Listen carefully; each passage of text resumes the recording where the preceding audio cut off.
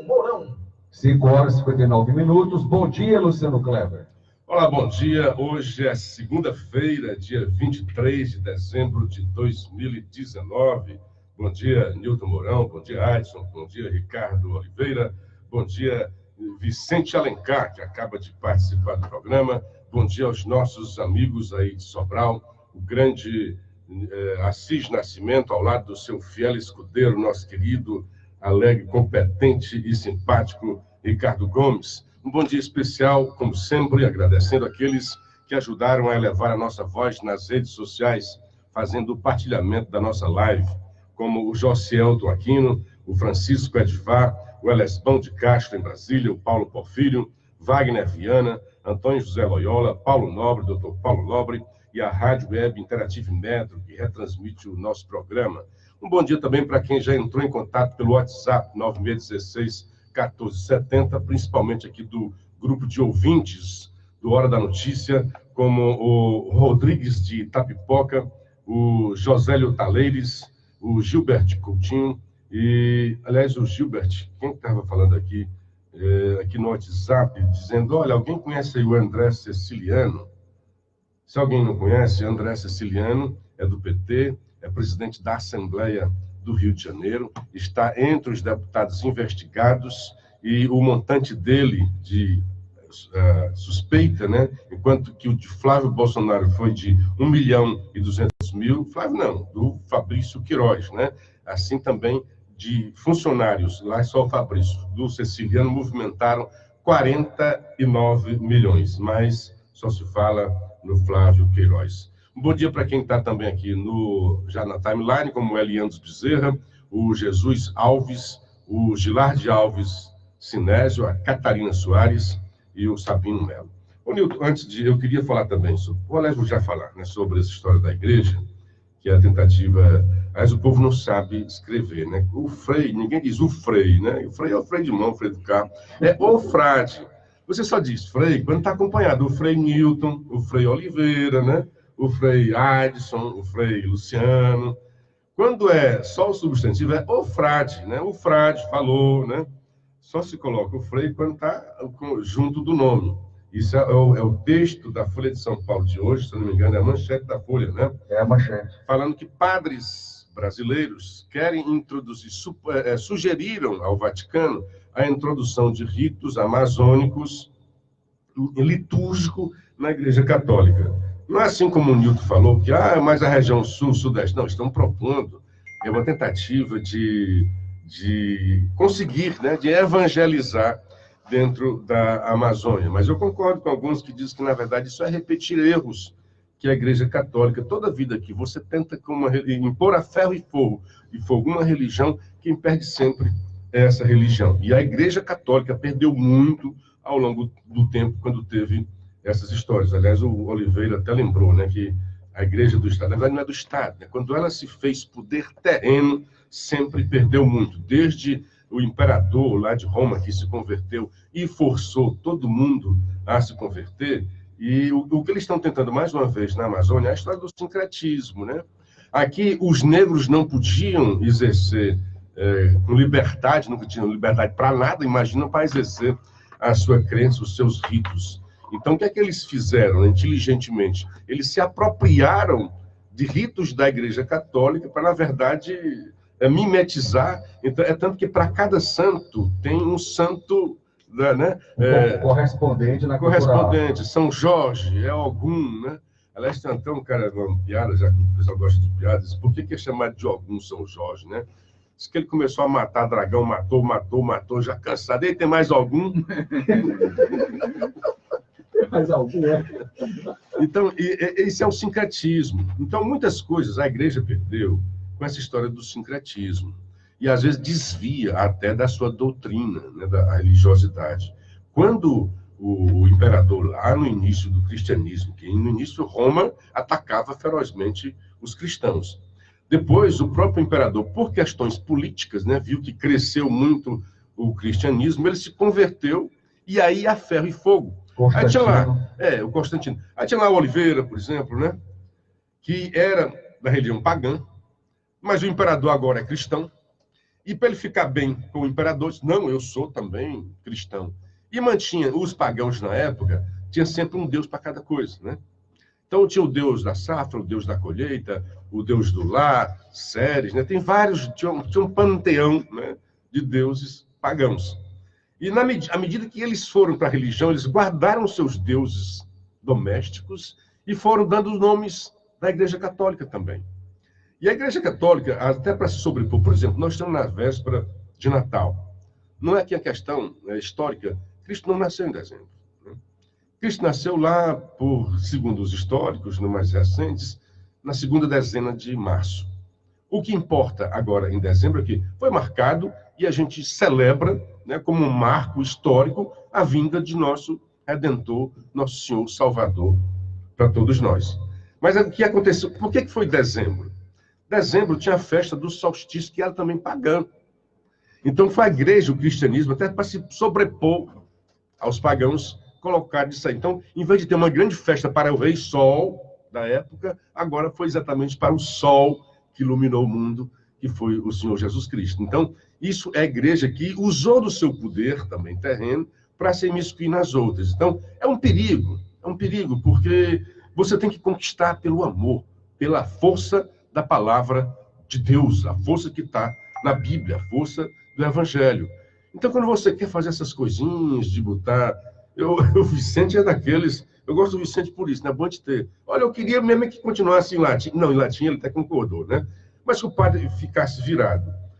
O Concílio Vaticano foi águas, né? Sol dentro de muito mofo que tinha dentro das estruturas da Igreja Católica. Porque era muito distante. Na verdade, nós devemos muito a Lutero, né? Porque ele aproximou a palavra de Deus das pessoas quando trouxe a Bíblia para a sua língua nativa, né? Então o cara tinha que entender latim para entender a língua de Deus. E, na verdade, na época foi em aramaico, né? Tinha aramaico, tinha grego, depois a Bíblia com esqueci o nome do grande cara que fez a Bíblia, né? Que verteu para o latim. Jerônimo, né? Que fez um grande bem à humanidade, quando fez a Vulgata, né? E depois, a segunda fase foi Lutero, quando aproximou, né? Trouxe para a língua nativa, trouxe para o alemão, naquela época, né? A vinda também da imprensa, né? Trouxe isso daí. Então a igreja, quando se miscui, quando vê a ferro e fogo, quando foi feita aqui na colonização, eles queriam subjugar o índio, a sua crença. Não, cara, você traga a mensagem do amor e tente vencer por aí. Se é possível, aí sim, Newton, eles querem fazer uma coisa muito deles lá. Olha, vamos fazer ritos aqui. O que eu acho é que a igreja, porque essa igreja, na tentativa de se aproximar, eu acho que faz distanciar-se. Porque se o índio tem lá o seu rito, né, litúrgico, é sinal que é da religião dele. Aí chega a Igreja Católica para tentar impor a sua religião. É uma tentativa de se aculturar, né, de aproveitar a cultura do índio. Então, eu acho que realmente perigoso. E assim, como disse os estudiosos, são tantas as etnias e tantas as línguas, porque a igreja vai ter que se adaptar a cada uma delas. Não, eu acho que a igreja deve se aproximar dos índios, né? Também todo o povo. A palavra de Deus, segundo o próprio Cristo, tem que ser levado a todos os povos. E a vinda de Jesus, a vinda de novo dele, é quando o evangelho tiver percorrido a terra toda, né? O universo todo. Então, falando ainda do tema de religião, eu gostaria de dividir com vocês uma crônica que eu achei maravilhosa, do Luiz Pondé, na Folha de São Paulo, hoje, sobre o Natal. Mas não é bem religiosa, não. Estou dizendo isso porque ele fala o Natal, o Papai Noel do PT. Papai Noel do PT. Olha só. Está na Folha de São Paulo? Está na Folha de São Paulo de hoje, Luiz Felipe Pondé, um dos caras que eu gosto muito, é um pensador de direito, diz as coisas dele, da forma dele. Então, aliás, o último Roda Viva foi fantástico, eu recomendo, com o Pondé, o Sérgio Cortella e também um outro aqui que eu estou tentando me lembrar, 3 filósofos que procurem o último Roda Viva. Leandro Carnal. Leandro Carnal, exatamente, Ricardo. Olha, foi uma audiência fantástica. Viu? Bom trio. Bom dia para o Dacildo Mourão, Cláudio Moura, o Haroldo Braga Evangelista, Ivonete Marques, bom dia, querida, aqui de Varjota, um abraço, querida. Antônio Cleilson, lá do Mirim, Lúcia Vasconcelos. Pois bem, eu vou dividir com vocês, porque eu achei muito interessante. O PT quer dar um presente de Natal para o Brasil. Caos social que ajude a derrubar a economia e, com isso, aumentar as chances de ele voltar ao poder. Seu Papai Noel Lula livre afirmou que o projeto do PT é retomar o poder em nome da democracia.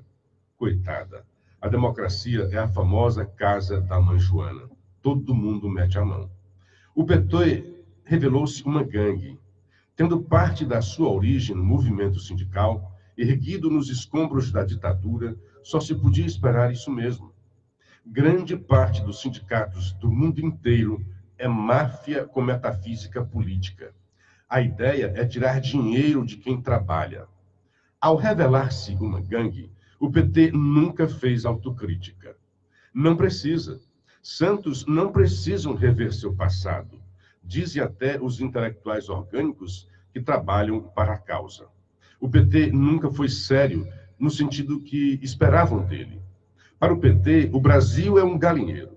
De vez em quando, ele vem e mata uns frangos. O único projeto do PT sempre foi fazer do Brasil o seu quintal, mesmo que para isso tivesse que matar muitos frangos resistentes. Associar o PT à democracia é para gente de má fé. Eu sei, o governo Bolsonaro desfila atos e gestos simpáticos à ditadura. Voltaremos a isso.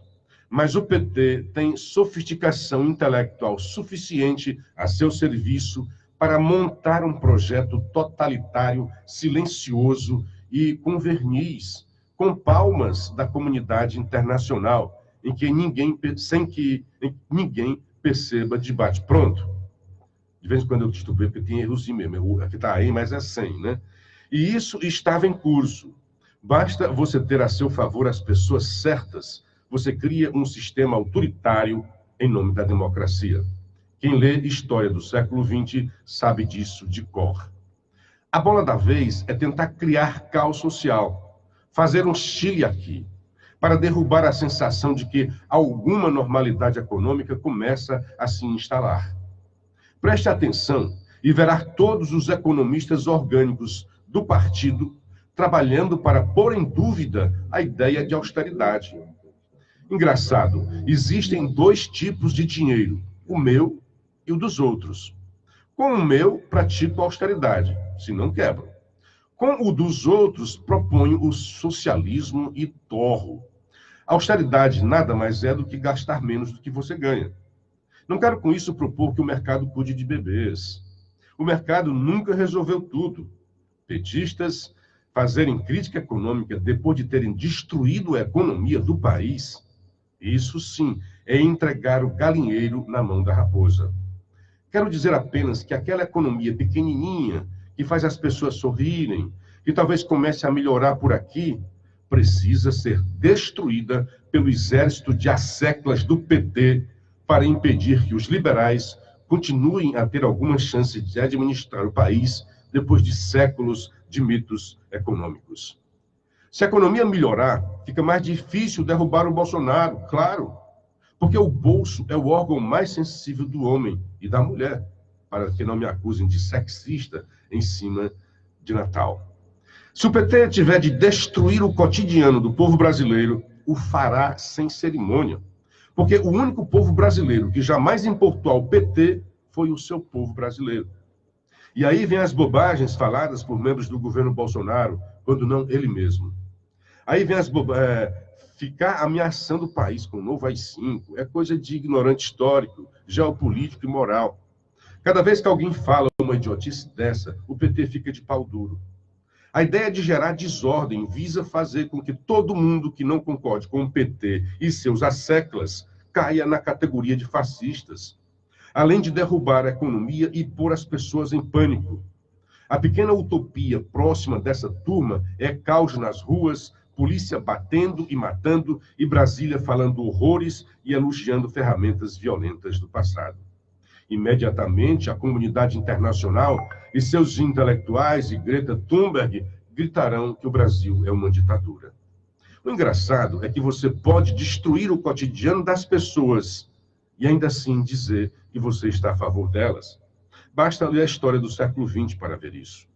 A verdade é que a melhoria possível da economia em 2020 pode complicar ainda mais os antigos donos do galinheiro.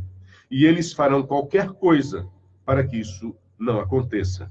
Querem retomar o poder e voltar a roubar livremente. Essa é a crônica do Pondé, hoje, na Folha de São Paulo. Belíssima crônica, e a gente vê, Ricardo e Luciano, o seguinte: o PT fazia sempre o discurso de ser o defensor das galinhas e aquele que iria impedir do lobo entrar no galinheiro e estraçalhar com elas.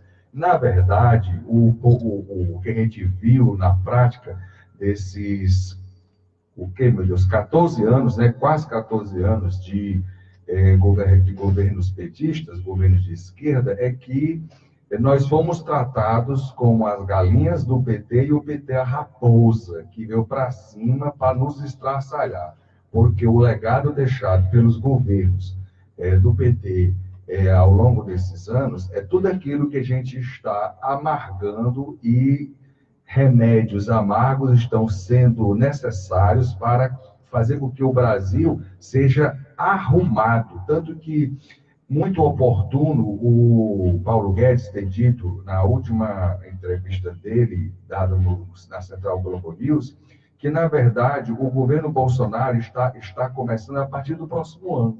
Que esse ano eles não consideram tanto o primeiro ano do governo Bolsonaro, mas que tudo que foi feito esse ano foi o que foi possível fazer diante de tudo que foi deixado, inclusive o orçamento, que não é o orçamento que foi proposto por eles, né? De maneira que nós estamos tendo a grande oportunidade de estabelecer grandes retomadas do nosso país, e isso incomoda ferozmente, radicalmente, aqueles que achavam que nunca precisariam sair do poder, porque eles se achavam monopolistas da bondade, monopolistas da humanidade, monopolistas dos direitos humanos, monopolistas da vida dos miseráveis, que eles deixaram mais miseráveis na presente conjuntura, porque nada na vida, Ricardo e Luciano, que você decide ou que é decidido por você, fica sem consequências. E as consequências que o povo brasileiro está sentindo hoje é fruto de tudo aquilo de errado que foi feito.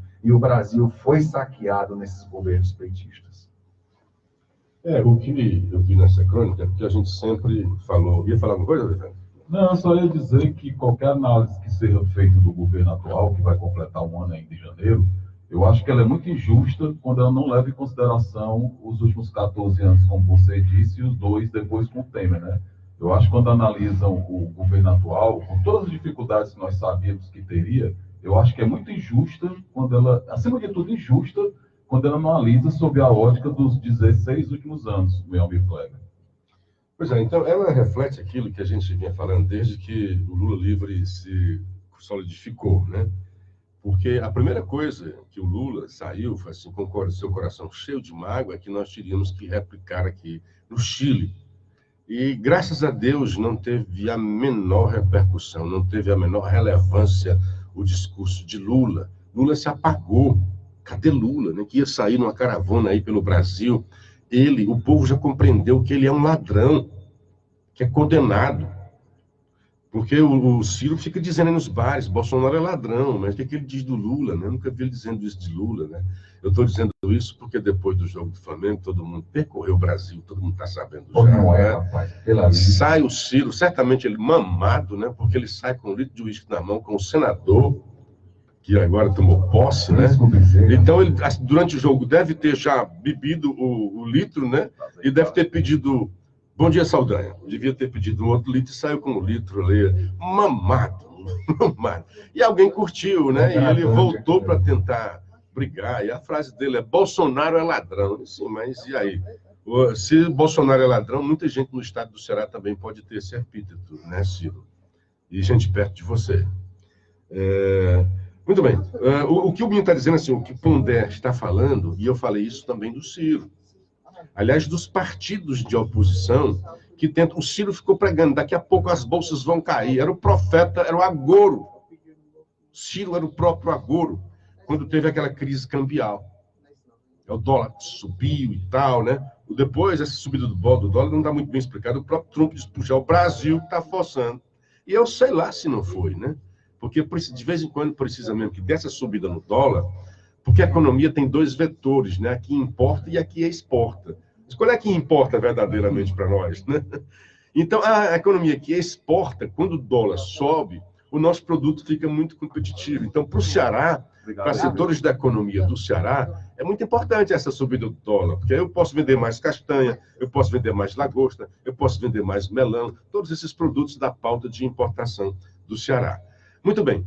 E então ele disse, quando subiu o dólar, né, já pronunciou no agouro dele, já vai ter o caos econômico, as bolsas vão cair. As bolsas não pararam de subir e chegaram aos seus recordes, 115 mil pontos, coisa de antes nunca conquistadas, né? Se eu falo recorde, é sempre histórico. Então, foi por água abaixo. O que esse povo quer, e o que eu lamento, é que eles torcem para que o Brasil não dê certo. Para que o Brasil E, se arrepende. enquanto for só a torcida, no caso do Ciro, me parece que é menos mal, porque é só a torcida, né? Ele está achando que porque o governo não presta, aí ele faz esse prognóstico dele, que parece mais torcida do que com base real. Mas o chato é que quando você chegar ao PT, em vez de você ter só a torcida, você tem um método e você tem ações para ver se não dá certo a economia brasileira. E vem o senhor Lula, ladrão, na maior cara de pau, dizendo que vai consertar a economia. Rapaz, eles acabaram com a economia do Brasil. 2 anos de recessões históricas, nunca acontecida na história brasileira, uma recessão tão grave quanto a que aconteceu durante o governo Dilma, que até hoje nós estamos pagando.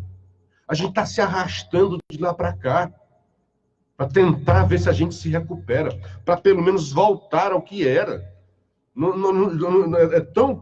Foi tão gritante, foi tão assombrosa a nossa queda econômica, que hoje a gente até parece uma coisa medíocre, mas é mesmo. Porque a realidade nos tornou medíocres. Então, em vez da gente estar com metas para crescer bastante, a nossa meta é para que pelo menos a gente volte à condição anterior. É como se a gente estivesse aqui no nível 0, descesse, e a gente quer voltar ao 0 para só então passar para o positivo. Então, essa foi a grande coisa que esse partido deixou para a gente. Não houve reformas no governo Lula. A única coisa do Lula foi o Bolsa Família, que é necessária, óbvio que era, e o país tinha condições naquela época. Mas como ele não deu sustentabilidade para o projeto, aquele povo que ele disse que tirou da pobreza, todos voltaram para a vala social. A quantidade de desempregados no Brasil, fantástica. Lula empregou muita gente na época. Mas como não houve sustentabilidade, ficou só no gogó, no discurso, nas coisas circunstanciais da economia, na hora que a circunstância da economia mudou, o povo voltou. Porque não teve uma mudança estrutural. Ele não fez a reforma da Previdência, a que ele fez foi medíocre, não suficiente para aprontar o Brasil. O FHC aprontou o Brasil para o crescimento, que era uma bagunça. Até a época do Collor, o Brasil era uma bagunça total. Nem moeda nós tínhamos. A cada ano nós tínhamos um plano, uma moeda diferente. Então o FHC mudou, estruturou, reformou muita coisa. E aí deu condições para que Lula crescesse. O próximo governo, quem fosse, cresceria. Só que ao crescer, você tinha que ter sido sábio e inteligente para provocar também, proporcionar outras reformas. E não aconteceu. Não houve reforma no lado educacional, por exemplo. O FHC colocou todo mundo na escola. Isso é quantidade. A partir dali, teria que vir a qualidade. Não se investiu na qualidade. Não se investiu. Nós não tivemos nenhum salto na educação brasileira. Ao contrário, estagnou. Bom, o Wagner Viana está dizendo, Luciano, que foi falado aqui do Flávio, né? Capitaneado pela Rede Globo, os ataques a Flávio são desproporcionais, haja vista que o estão acusando de lavagem de dinheiro por ter faturado na empresa dele de 2015 a 2018, 3 anos, né? 1.600.000. Uma empresa de pequeno porte pode faturar até 4.800.000. Bem lembrado, eu não sabia desse detalhe, tá, Wagner? Ressalte-se que ainda não existe sequer processo contra Flávio, mas apenas uma investigação. E assim, quanto vazamento, né? Não posso culpar a imprensa pelos vazamentos. Mas esse Ministério Público que aponta o dedo para os outros e quando vaza, ele é tão criminoso ou mais criminoso do que o senhor Flávio Bolsonaro. Todos eles. Desde a época do senhor Janot, eu falei muito aqui nesta rádio, neste microfone, contra os vazamentos. E eu até chegou a um ponto que eu disse, olha, já que não se consegue segurar o vazamento, que a gente acabe com o sigilo. Porque o vazamento é seletivo. Eles têm um processo todo e eu não tenho acesso. Minha filha me liga, pai, o que é que você acha do caso do Flávio Bolsonaro? Eu digo, minha filha, eu não tive acesso ao processo. Eu tenho acesso a essas coisas que foram escolhidas para queimar o cara. Então, já que o Estado brasileiro e ao seu Ministério Público criminoso, toda vida que há um vazamento numa operação que é sigilosa, há ali o cometimento de um crime. E nunca se investigou. O Ministério Público, o Bolsonaro tem razão, e eu estou dizendo isso não é de agora. Eu fui contra aquelas ações do Janot que tentavam derrubar um presidente da República, em conluio com a Rede Globo na época. Numa distorção de uma gravação. E era tão grave o vazamento que você tinha vazamento. Eu comentei muito isso aqui. Antigamente, como é que acontecia vazamento? O Oliveira tinha um amigo conhecido dele, que é o Mourão, lá no Ministério Público. E como era conhecido, ele é jornalista, conhecia algumas informações de algibeira, né, como se diz. E ele dava um furo. Na época do Janot, era o vazamento coletivo. Você via na Folha de São Paulo, no Estadão e no Globo, as mesmas frases. E todos davam o mesmo, ninguém furava mais ninguém. Então, como é que é um vazamento? Porque quando é um vazamento, você dá para uma pessoa ou outra. Mas quando todo mundo tem acesso a isso, é prova de que havia ali um método criminoso de vazamento seletivo. Era tão estranho que a Globo teve acesso ao processo e o Temer ficou durante 48 horas solicitando a justiça para ter acesso, para poder se defender. Enquanto isso, estava a Rede Globo, todo o aparato da Globo, Televisão Globo, Globo News, Época, Rádio Globo, CBN, tudo numa avalanche em cima. Eles achavam que ali o Temer não vai resistir. Detonando um conluio. E até hoje ninguém disse nada. O senhor Janot se aposentou e não tem nenhuma investigação. Tem umas 15 investigações contra o Dallagnol que quer prender bandidos. Mas daqueles que agora, 2 anos depois, é que o braço direito do Janot, que atuava do lado do mocinho, do lado do bandido, que aí era demais também, o cara atuava no Ministério Público e era funcionário da JBS. Fazer jogo duplo. Agente duplo. Só agora esse cara está sendo investigado. Em relação ao Janot, nenhuma investigação. Vazamentos houve a granel nesses últimos 2 anos. Procura uma pessoa, porque esse vazamento é ou do Ministério Público ou da Polícia Federal. São os principais agentes da investigação.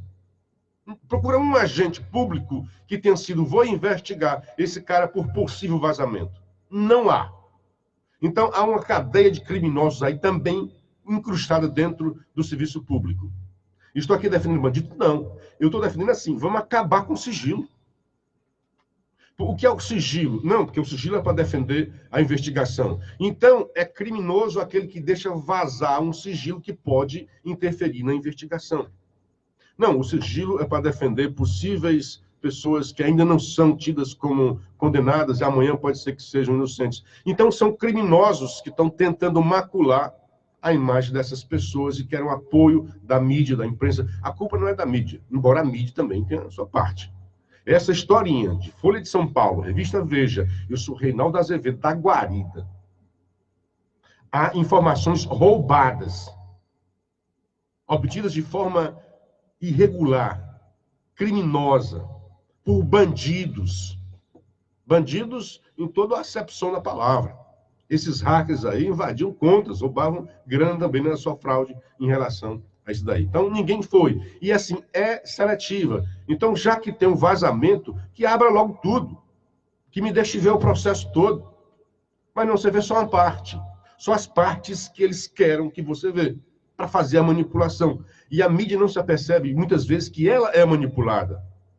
Então, se eu dou uma informação A e te escondo a informação B, a fonte está te manipulando. Então, este é um debate que a imprensa, que jornalistas devem sempre fazer. Quantas vezes a imprensa, para manter a sua fonte, não é manipulada por ela? E não raras vezes.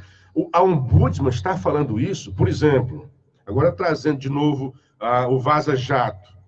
Aí foi descoberto, né, nas ligações lá, que os próprios procuradores, não, eu vou dar essa informação para o Newton, e não para o Saldanha. Mas não diz, por exemplo, por que toda vida diz o Dallagnol, diz o Moro, diz o Bolsonaro, na hora que envolve jornalista não tem o nome dos jornalistas. Que corporativismo é esse? Então, eles encontraram, tem lá os nomes, não, eu vou dar para o jornalista fulano de tal, que é mais alinhado com a Lava Jato.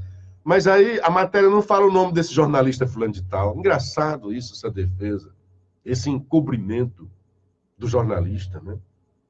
E é bom a gente fazer também essa discussão no campo da ética. Porque durante muito tempo, para você conseguir essas informações de furo, o jornalista tinha conluio com bandidos. Porque você não consegue essas informações simplesmente na área oficial. E não estou dizendo que não devam fazer isso, não deve, para buscar informação e trazer informação. O problema é quando o jornalista deixa se manipular pela fonte. Esse é o grande perigo. E às vezes, assim, o cara faz a Folha de São Paulo, o Globo, tem a Globo e a Folha de São Paulo tem uma espécie de tesão contra Jair Bolsonaro. Né? Como o cara disse aqui, né? Excita-os, né? Falar alguma coisa contra Bolsonaro. Olha, no critério de noticiabilidade, é óbvio que o Flávio Bolsonaro tem relevância. Afinal, ele é filho do presidente da República. Agora, tem relevância, por outro lado, porque eles querem atingir o presidente da República. Agora, o presidente da Assembleia Legislativa tem muita relevância também. E você busca essa informação, você não encontra quem é Ceciliano. Você sabe assim, cadê o Flávio? Né? Cadê o Queiroz? Agora eu jogo uma outra. Quem é Ceciliano? Parece até da Sicília, né? Parece até da máfia. Exatamente. Só que é Ceciliano, é com C e o E, né? Ceciliano. Presidente da Assembleia Legislativa, também incluído num rol de 20 deputados. E tem gente do PSOL também. Mas deste 20, apenas um, Flávio Bolsonaro, é que se vaza. Não tem vazamento do presidente da Assembleia que movimentou 50 milhões. Tem do Flávio que movimentou 1.200.000. Então, o que é isso da imprensa? Ninguém se pergunta em relação a isso. Né? É uma disparidade. Deixa eu dar só uma geral aqui, volto para você, tá? Elesbão Castro, bom dia a todos. Na era Lula, a economia mundial cresceu muito, ou como diz a garotada, bombou. É isso mesmo. Era hora do Brasil se preparar para avançar, fazendo suas reformas estruturais. Infelizmente, preferiu fazer populismo barato e hoje pagamos o pato. E o Wagner vem só acrescentando que o faturamento do Calmiferi é anual. Se é anual 4.800.000, os caras estão reclamando porque a empresa teve em 3 anos 3 milhões. Veja só como as coisas acontecem no Brasil, Ricardo Oliveira e... Rapaz, estou com saudade, sabe de quem? Do Paramoti. Eu hora dessa tinha uma aguinha, tinha um café aqui, né, cara? Não foi para mim essa daí.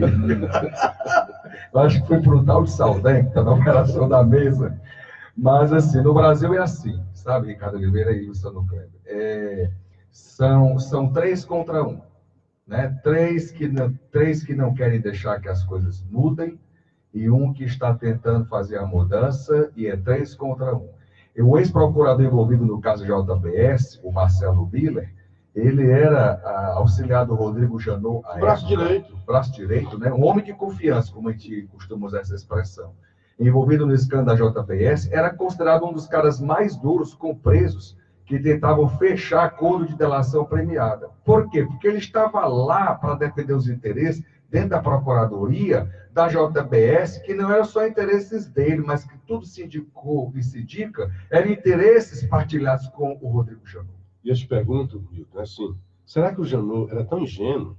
Será que um presidente, né, um cara que chega à presidência, ao topo da Procuradoria, é tão ingênuo a ponto de esse tempo todo ele não perceber que o cara fazia um jogo duplo? Exatamente. Ou será que ele, sabendo, também não se beneficiava do esquema? Pois é, então na altura dos cabelos brancos dele, ele poderia ter tudo, menos ingenuidade, porque um homem da vivência dele. Então, assim, como no Brasil as coisas são difíceis, é o jogo do 3 contra 1. E nós estamos... O que é um 3 contra 1? Expliquei. O 3 contra 1 é o seguinte, são 3 contra e 1 a favor de que as coisas mudem, de que as coisas... Não, eu entendi, mas quem são os 3 contra? Não, estou usando assim, uma figura de analogia, ok. Uma expressão, né? 3 contra 1, sempre 3 contra e 1 a favor. Então, assim, o 1, no caso, o governo Bolsonaro, está sendo realmente enfrentando toda sorte de reação, desde quando o resultado nas urnas foi consagrado e reconhecido no TSE, pelo TSE. Então, o Bolsonaro, ele tem incomodado, o seu governo tem incomodado e vai incomodar até o último dia. O último dia que não sabemos se será o final de 4 anos ou o final de 8 anos, porque eu acredito que ele vai partir para a reeleição. Eu acredito. Acredito porque, para que as coisas... Eu acredito que ele vai ser reeleito em primeiro turno. Eu também. E porque as coisas precisam avançar no nosso país, ele mesmo vai se convencer de que precisará... Aliás, muita gente também acredita nisso, e por isso quer derrubar o cara agora. Sabe? Exatamente. Quer dizer, é um jogo de conspiração permanente. Por isso que eu falo que é 3 contra 1.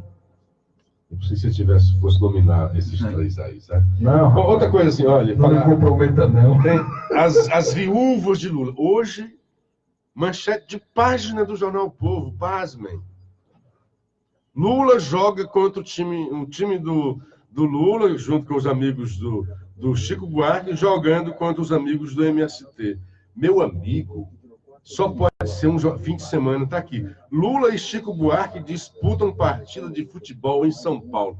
Gente, só pode ser ou muita falta de assunto, ou assim, as viúvas dentro da redação do Jornal o Povo para fazer um negócio desse. Que coisa mais doida, fazer um negócio desse. Manchete de página, Lula e Chico Buarque. Aí vem a matéria, só não tem mais detalhe do que a partida do Flamengo e Liverpool.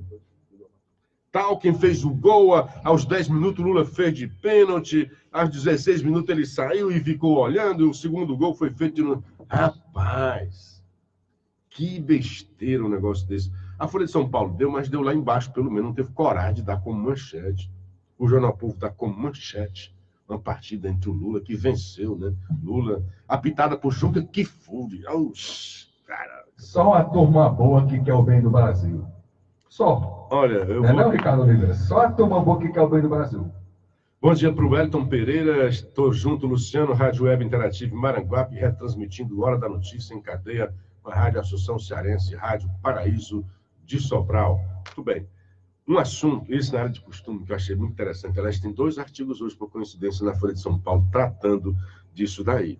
Um artigo interessante é o do Hélio Schwartzman, que é um cara que eu gosto muito. Loucura das Multidões, é o título de um livro. Aí, o que é que hoje a gaysada fala? Quando eu falo gaysada, eu tenho todo apoio, amizade e afeto aos gays. O que eu não gosto é da militância gay, né, que querem, com a sua estridência, fazer... Então, eu não acho... Assim como do feminismo, tá certo? Então, minha filha que me perdoe, que ela é muito feminista, mas eu sou como Mujica, né, que ele está dizendo que a estridência do movimento atrapalha as próprias mulheres. José Basílio, bom dia, Luciano Cleves, desejo um Feliz Natal para você e sua família. Eu viajei de trem durante muitos anos na Europa para todas as cidades aqui. Quando o Brasil era pobre, tinha trem. Hoje o Brasil é rico e acabaram com os trens, porque eu também gostava muito de trem, já viajei um bocado, era no Sonho Azul. Mas uma das promessas deste governo é exatamente fazer a retomada dessa proposta do transporte ferroviário, não apenas de cargas, mas de passageiros do Brasil. E tem espaço para isso. Mas veja bem, a história dos costumes, a história dos gays, né? Então, que está sendo, eles próprios internamente vão entrar em contradição, em paradoxo. Porque, lembra da história do cura gay, né? Sim. Cura de gay. Não tem um negócio desse, é anticientífico, é um absurdo, não é nem opção. Já não se fala, até você dizer que é uma opção sexual, era criticado, né? Porque os caras criticam todo o discurso porque para tudo Deus é homofobia, uma coisa homofóbica. Muito bem, tem um rapaz, Douglas Murray, ele é de direita, né? Mas faz o livro lá, ele diz: o autor mostra que os discursos dos diferentes grupos são com frequência logicamente incompatíveis. Olha o que ele vai dizer. Gays, por exemplo, insistem na inevitabilidade da orientação sexual. Não é uma escolha e não comporta cura, dizem os gays. Veja só. O que está em contradição com a noção defendida pelos trans. O LGBTTT tem uns trans no meio. Então, os trans diz que cada um é livre para pertencer ao gênero que preferir. Está compreendendo aí? Uns lá dizem, olha, não tem cura gay, é uma coisa biológica, é como que é você agredir ao seu próprio biológico, você de querer fazer uma cura gay, porque a pessoa já nasce com aquilo dali. Aí dentro do movimento de LGBT, não só de gays, vem os trans e diz, não, eu tenho, e cada um tem o direito de fazer o que quiser. Prefere ser mulher? Vai ser mulher. Prefere ser homem? Vai ser homem. Prefere não ser nada? Não vai ser nada. Tipo Saldanha. Né? Mas aí é da preferência de cada um. Está nem ouvindo aí a provocação, né? Mas compreendeu? Isso vai ferir os caras. Porque já tem gente afirmando até assim, olha, e a questão dos... Deveria ter também o trans no racialismo. Então, se eu sou branco e quer dizer que eu sou negro, eu também sou. Então, está causando uma confusão isso daí, que no fim vai voltar para aquela velha coisa que todos nós sabíamos. Que é cada um, é preferência mesmo. E às vezes até uma coisa social, uma conjunção social. E por fim pode ser até que tenha mesmo, que tenha terapias que ajudem as pessoas. Então, criminalizaram aqui uma psicóloga, porque ela disse que era possível ter a cura gay.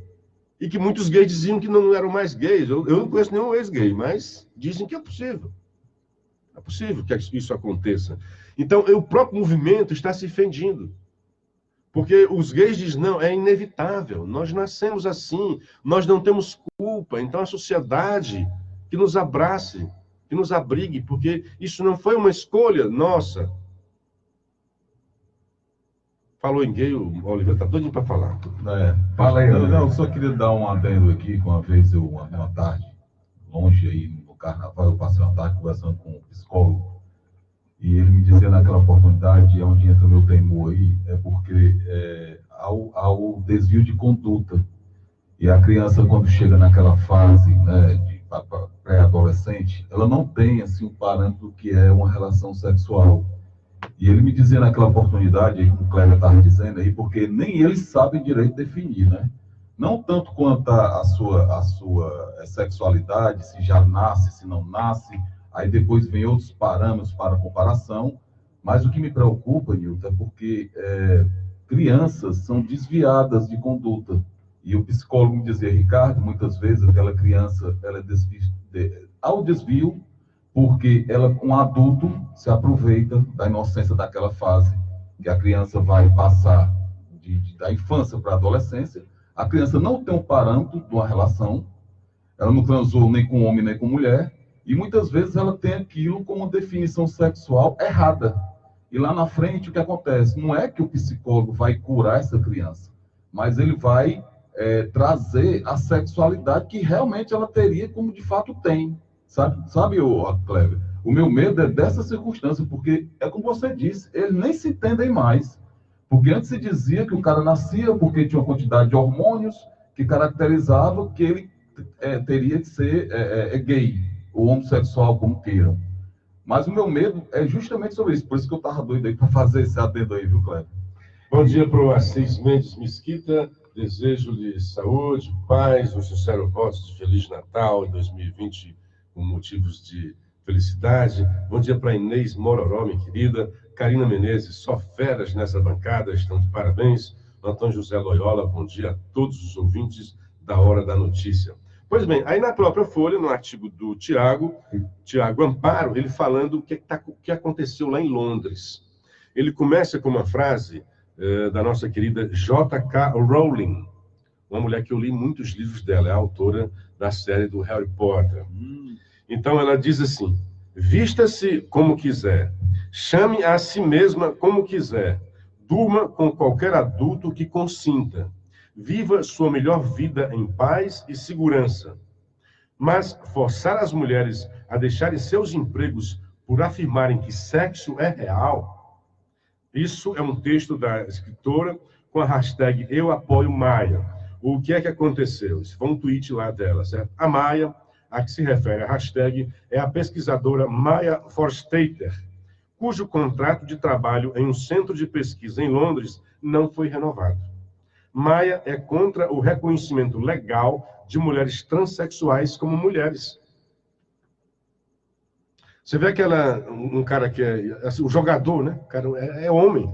E jogando com as mulheres, é óbvio que, biologicamente, o cara não tem como, o desempenho dele será diferente. Né? Com certeza. Então, em setembro de 2018, por não acreditar que ser mulher seja uma questão de identidade, é uma questão de biologia. Isso foi a pesquisadora, olha só, o obscurantismo, que isso é no mundo acadêmico. Isso é no mundo acadêmico. A mulher não renovou o contrato porque pensa diferente da agenda identitária. Então, ela, em setembro de 2018, postou, não acreditar, ela fez uma postagem, não acreditar que ser mulher seja uma questão de identidade, é uma questão de biologia. Aqui, Maia adentra uma seara de imprecisão conceitual na distinção sexo-gênero, objeto de celeuma histórica, inclusive entre feministas. O que eu digo assim, é que essa patrulha em cima das pessoas, e é tão forte que, se você der conta disso daí, amanhã você vai ter que ser obrigado a ter tido alguma relação homoafetiva para você ser aceito na comunidade, para você não ser tido como homofóbico. O que é essa agenda? Por isso que eu digo, eu não gosto dessa estridência identitária, nem de negros, nem de mulheres, nem de gays.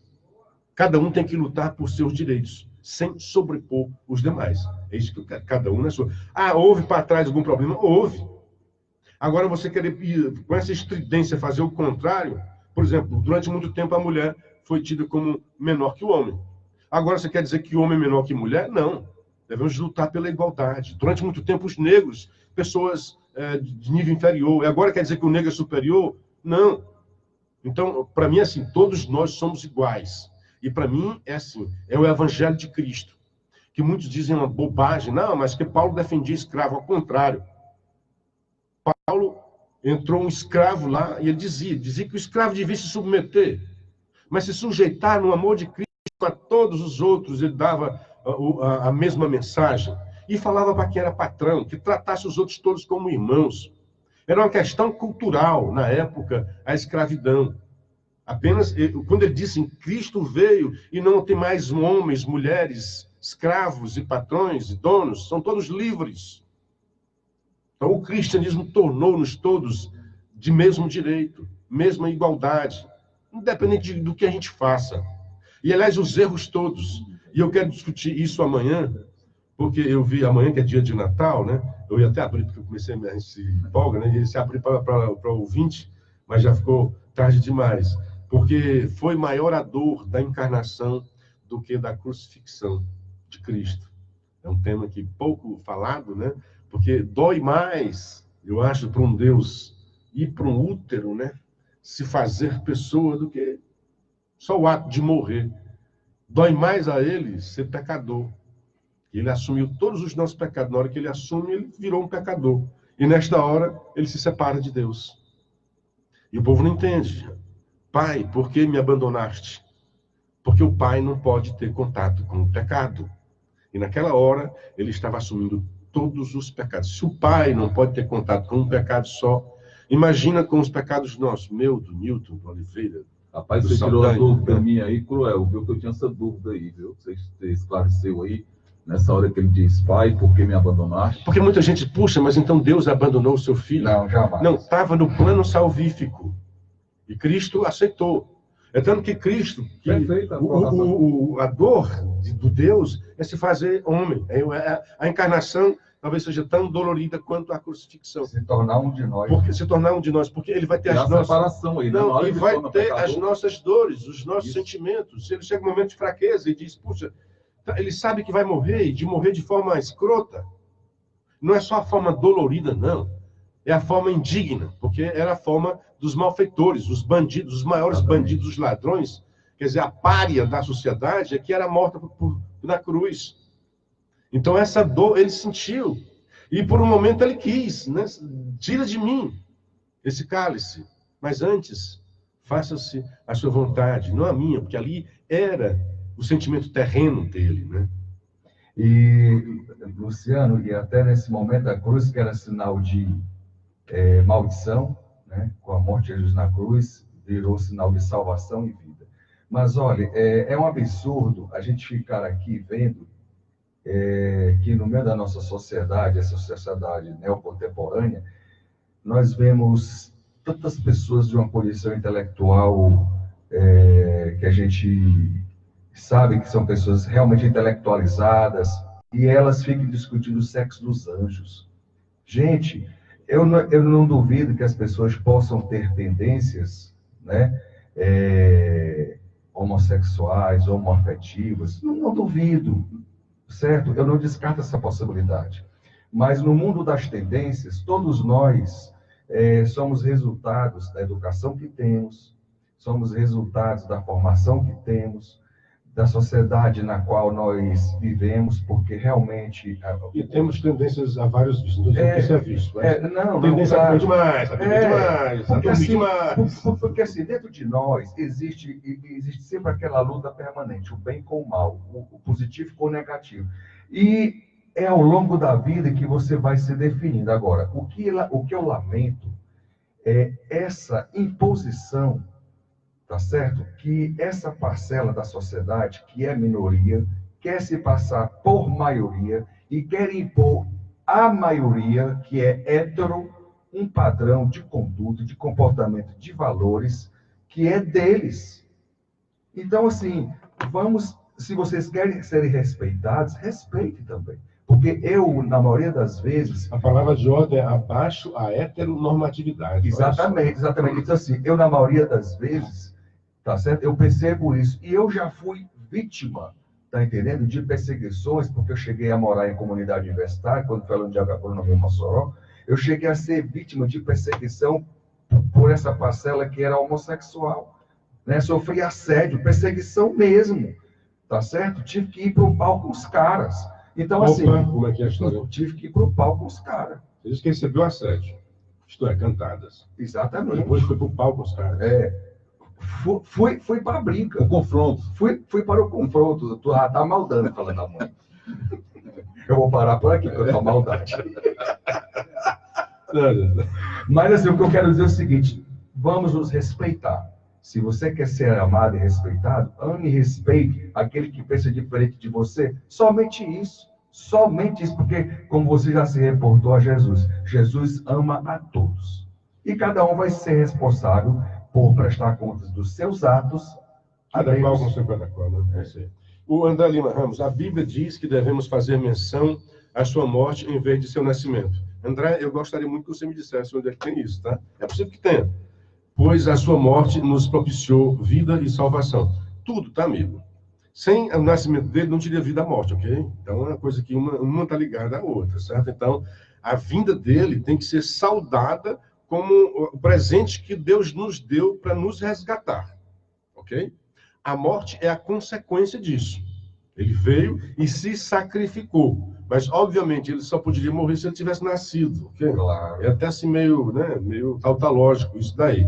Então, eu acho que nós devemos celebrar também a vinda e a vida de Jesus e também a sua morte. Mas mais que a morte, é a sua ressurreição. Porque morrer, se ele morre e não ressuscita, a nossa fé, de que vale a nossa fé? De nada, ok? Então, se a Bíblia fala de alguma coisa que deva ter ênfase, meu amigo, é na ressurreição, ok? Ele venceu a morte. Então, não é a ênfase na morte. A ênfase é na vitória que ele teve sobre a morte. Exatamente. Tem duas coisinhas já no final do programa. Tem uma matéria da Folha dizendo que, abastecidos com dinheiro público, partidos pagam firmas e filiados. Aí coloca lá, em milhões, o PSB pagou 2,4 milhões total. E entre os políticos que foram pagos, Ciro Gomes, total de 60 mil, isso foi para a empresa dele, Xerez Saldanha Vasconcelos e Ciro Gomes, advogados associados. Luciana Genro recebeu 130 mil e o José Maria Eimael foram os principais. Outra coisa interessante, hoje tem o editorial do jornal O Globo, falando de uma injustiça social distributiva no Brasil, que são essas emendas impositivas. Antigamente, os deputados apresentavam as emendas ao orçamento e hoje são impositivas, e cada parlamentar tem direito a cerca de 15 milhões de reais no orçamento. O que é que acontece? Quem é que ganha com isso? É a grande injustiça social, São Paulo. Porque cada deputado é per capita.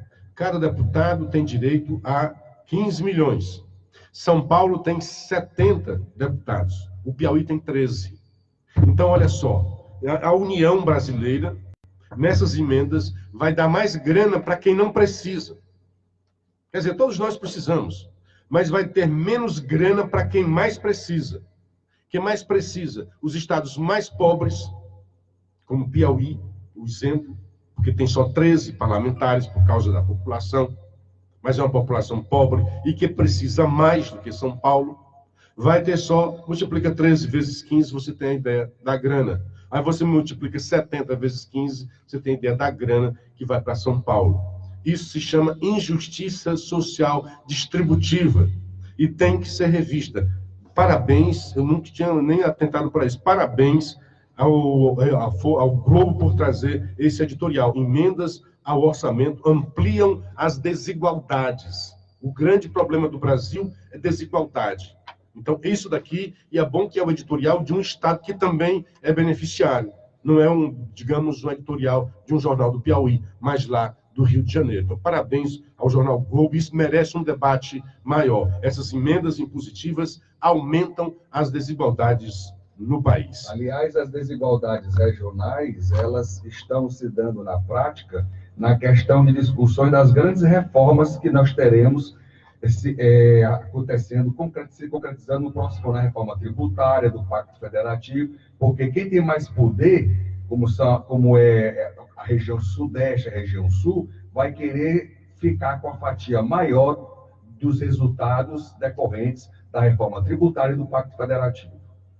6 horas e 56 minutos, vem aí Carioquinha com seu Bom Dia Fortaleza. Nesse momento, a gente se despede e desfaz a conexão entre Sobral e Fortaleza, entre Fortaleza e Sobral, hoje, entre a Rádio Assunção Cearense e a Paraíso FM, que neste momento retoma o comando do programa De Olho na Cidade, meu grande amigo Assis Nascimento, ao lado do Ricardo Gomes. Um grande abraço a todos vocês, um dia bastante proveitoso e até amanhã com a graça de Deus. Até amanhã com a graça de Deus, e aqui ficamos com o Café com Kleber dentro do programa